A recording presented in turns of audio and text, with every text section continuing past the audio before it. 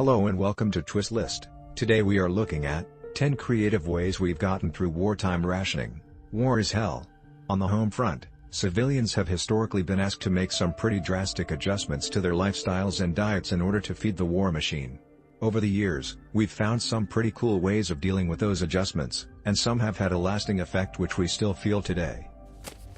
At number 10 we have inventing the Twinkie. One of the things that was severely limited during World War II in both America and England was the banana. They had to be imported, after all, and that was a luxury that people just couldn't justify.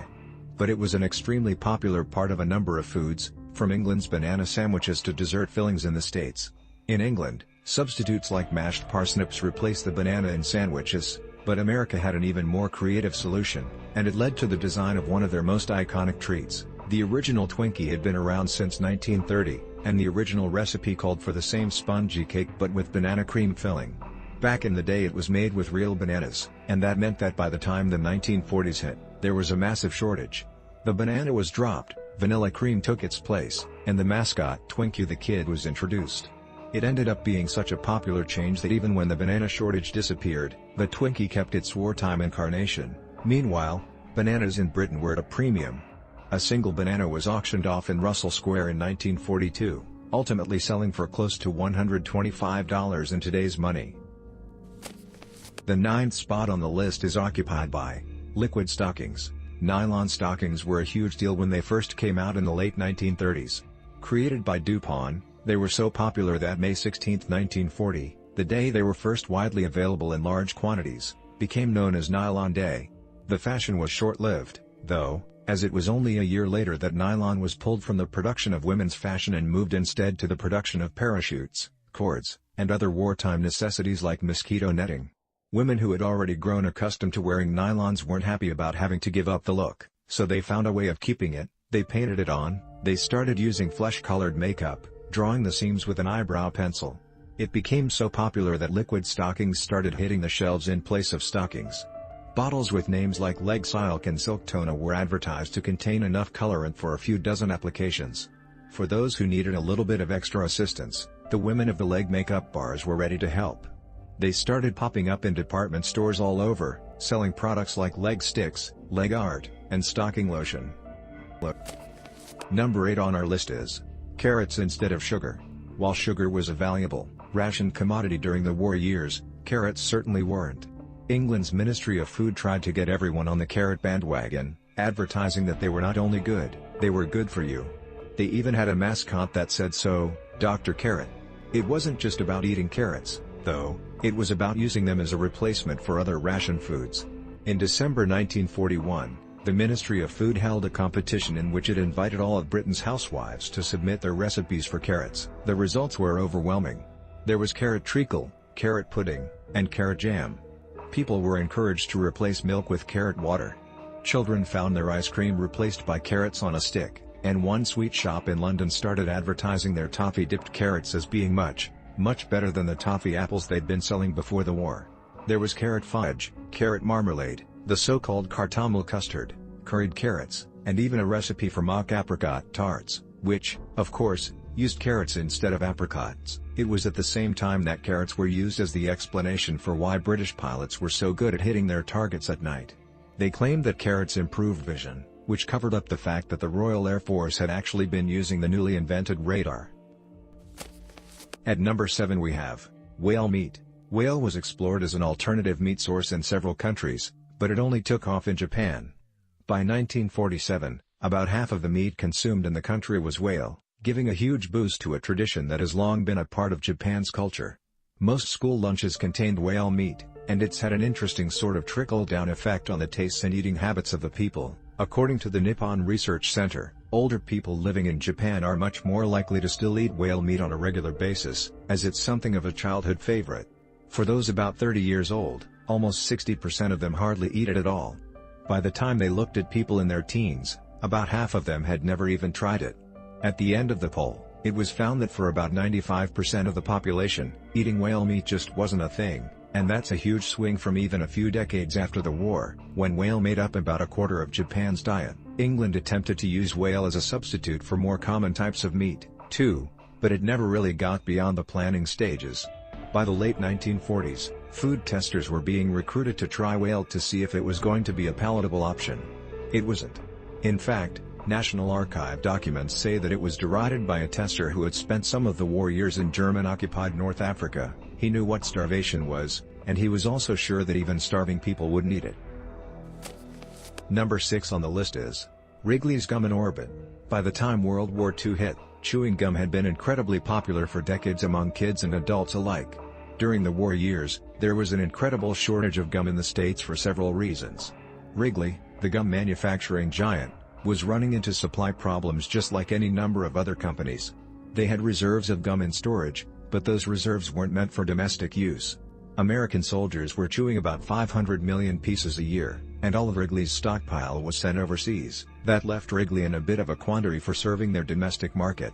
They didn't want to compromise on the ingredients of their tried and true staples, so they started making a new wartime substitute for the domestic market, Orbit. It was marketed as the good wartime chewing gum, but it was originally discontinued after the end of the war and the return of the standard Wrigley brands. It did, however, get Wrigley looking at other flavors, and it was ultimately reintroduced in 1976 to the German, Swiss, and Dutch markets. The 5th spot on the list is occupied by paperback books. Paper rationing during the war helped establish paperback books as a serious publishing medium. One of the earliest publishers of paperbacks, Penguin, had major success with the release of paperbacks. They were affordable, they were easy to carry, and the world seemed ready for them. The idea of the paperback had been tried before in 16th century Italy and later with the penny dreadfuls, but those attempts fostered an image of cheap, low-quality books, in both content and production, that weren't good for much. The Penguin books were much different, and by the time paper rationing through the war years put a stranglehold on publishing, paperbacks were the things to have. The establishment of paper rationing meant that the paper that was used to print books was ridiculously valuable. In order to make sure publishers were getting the most out of what they were allotted, typography restrictions were put in place. Books needed to have a certain number of words per page, a certain plain formatting when it came to chapter breaks, and needed to fall within the guidelines for margins. Paperbacks were, from the beginning, designed to be pretty simple, and it was easy to make them fit within the typesetting guidelines imposed on the industry. They didn't have much in the way of the elaborate designs that were often in hardcovers, and they had another distinct advantage: they could be carried by soldiers in the field. With the popularity of this relatively new form of book, other companies jumped on the bandwagon of publishing paperbacks, setting the tone for the next few decades of publishing. Number 4 on the list is Spam. The history of Spam is pretty closely tied to the Great Depression, wartime rationing, and, strangely, the morale of soldiers and civilians alike.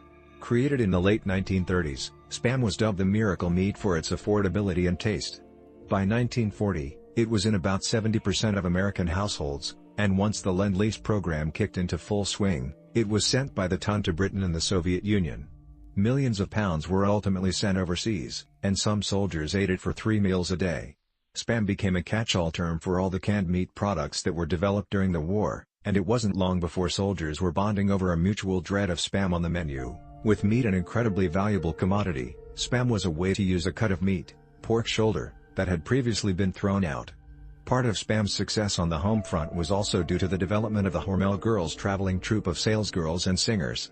After the war, J. Hormel wanted to do something to boost the job market as well as keep the momentum of his products going. The Hormel Girls started as an all-female, all-veteran group of singing, dancing, instrument-playing ladies who would tour the country in their white Chevrolets, pitching the benefits of Spam at supermarkets during the day and performing on stage in the evening. Although the groups was eventually made up of all professional performers rather than ex-soldiers and wartime nurses, the Hormel Girls were a victorious reminder of just what can be accomplished when a nation puts their mind to it. At the 3rd place we have the black market. Rationing was touted as a way for people at home to contribute to the war effort and to make a real difference when it came to helping the soldiers on the front lines. But it wasn't always easy, and one of the ways people got around it was a massive black market on both sides of the Atlantic. In the States, rationing was controlled by a pretty complicated system of stamps, numbers, and points. Stamps were labeled with a time frame for their use, and every stamp had a point value. So did every food item, meaning that checking out at the grocery store could be a complicated process. Grocery stores themselves were a huge part of the American black market. People were making incredibly good salaries, especially those who were involved with making products for the war effort. Many grocers were willing to completely overlook the stamp requirement if people paid enough in cash, and that meant finding ways around getting stock in. In theory, in order to receive stock, a grocer would have to turn over the stamps that the product was purchased with. But shoppers would often give grocers their unused stamps in return for a favor or two down the road. According to some studies, about 20% of businesses had some kind of black market scheme in place. In England, there were 114,000 instances of prosecution of people who were skirting the rationing laws with black market schemes. One of the most ambitious was a ruse where thieves would simply put on the gear, sometimes nothing more than an armband, of the air raid precautions wardens and head out to the shops. During a raid, they'd find people more than happy to help them load up a truck full of goods under the pretense that they were simply moving them for safekeeping. Stamps and coupons were also stolen with some regularity. In 1943, 5 million disappeared in one heist. At the second spot is vegetarian sausages. In World War I, Germany found itself facing a massive meat shortage that forced the mayor of Cologne to develop something that was, at the time, pretty revolutionary: a meatless sausage. He called it the Kölner Wurst, and most people hated it. The meat shortage in Germany started because of a decision that, in retrospect, was a little bizarre. In 1915, there was a mass slaughter of Germany's pigs on the recommendation of a German physiologist. Nathan Zuntz had determined that pigs were presenting a major problem for the German people. They were eating the same food humans were, which made them a drain on the food supply. The end result of his work was the slaughter of about 9 million pigs in the spring months of 1915. It didn't help the food shortage at all, and it was the mayor Konrad Adenauer who struck upon the idea of making a sausage with more plentiful ingredients like flour, soy, rice, and barley. It's still debated whether or not his creations were vegetarian or simply had a low meat content that was stretched by grains and vegetables, but he's still credited with being one of the first to turn Germany's trademark food, the sausage, from all meat into something with more vegetarian leanings. And finally, at number 1, imitation makeup. At a time when the government was telling people exactly what they could buy and when, it was undoubtedly easy to feel like there was a huge amount of everyday life that was just beyond control. But one thing that the English government did encourage women to do was to continue to look beautiful.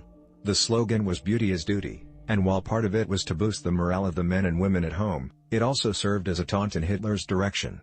Hitler disapproved of makeup, after all, so it became part of the war effort to find some way to keep women looking powdered and prim. At first, cosmetic companies were putting out lipstick in colors like regimental red and lips in uniform, but things became more and more difficult. Due to lack of materials, makeup was sold without applicators and only as refills. Eventually, it was barely being sold at all. Women needed to start getting creative, so they began using things like beetroot juice in place of lipstick. Out of mascara? Use boot polish instead. Face powders and foundations were derived from chalk and margarine. And the large, extravagant hairstyles of the 40s were no coincidence, either. Hats were expensive, not to mention a luxury item now, so hair was designed to take their place. Even if it meant using things like pipe cleaners instead of barrettes, women on the home front were determined not to let war take absolutely everything away from them. Thanks for watching. If you enjoyed this video and would like to see more, then please hit the subscribe button.